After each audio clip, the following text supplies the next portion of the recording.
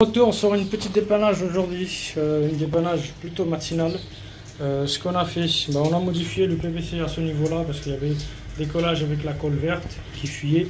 Donc on a repris l'évacuation en passant nouvelle siphonnette avec le groupe sécurité qu'on a changé. On a passé tout le réseau en cuivre qui était plutôt en PVR. Donc ça je vais vous faire voir à la fin de vidéo. Et là du coup j'ai repassé deux tubes en cuivre droit centré. J'ai une légère différence dans les cotes, même si je fais tous les jours, ça m'arrive quelques millimètres, voilà, donc je fais pas avec l'appareil, je fais avec une centrette manuelle, donc voilà, il y a toujours un petit décalage. Donc là on a repris les cuivres jusque là, tout est soudé, ici tout en bas on a des raccords, c'est le seul endroit qu'on a le raccord à joint parce que l'eau l'eau ne s'arrêtait pas de revenir, donc on n'avait pas d'autre choix au lieu de reprendre le raccord en 15-21 à juin. Donc là tout est ok, on a viré une évacuation de 40 en cuivre qui était pour l'ancienne chaudière, ça c'est fait. On a attaché les câbles avec des attaches câbles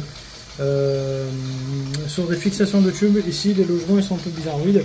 Là ces deux tubes que vous voyez là, celle-ci et celle-là, là, ces deux tubes là ils sortent du sol, ils vont jusqu'au plafond, enfin le près du plafond, voilà.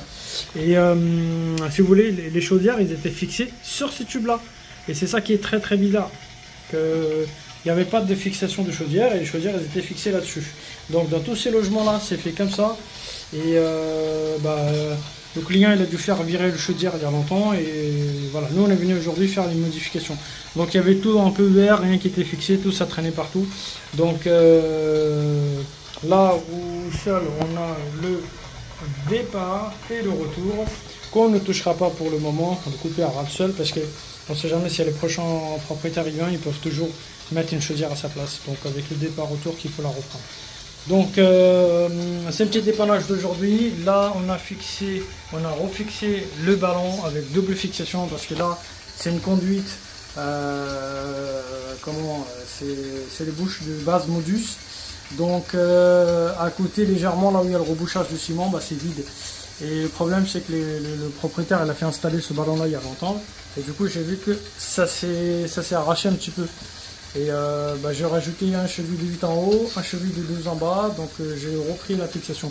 Donc là le ballon il est en train de se remplir, hein, parce que tout à l'heure quand ça s'est arraché, je l'ai vu qu'il était collé contre le cloison, donc la chance qu'il n'est pas tombé. Donc voilà, là on a ouvert l'eau, pas de fuite pour le moment, tout va bien, on a ouvert l'eau chaude, c'est en train de cracher. Le temps qu'on intervient dans ce logement là, on a mis plus d'un mois parce qu'il fallait désinfecter tout. Quand vous voyez l'état, allez, crache.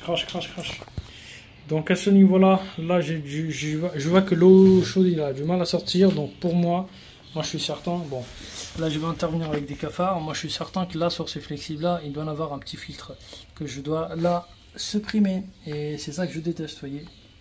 Et toujours la même histoire sur le petit dépannage. Donc j'avais ça comme dans le raccord écrou libre qui est en dessous de la robinetterie, en gros on peut dire le flexible là. Donc sur l'écrou de flexible de ce 17, voilà.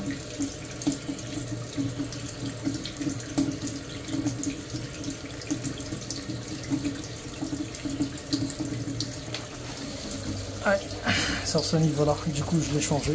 J'ai retiré, j'ai viré ce petit filtre là, et puis voilà, maintenant ça fonctionne parfaitement.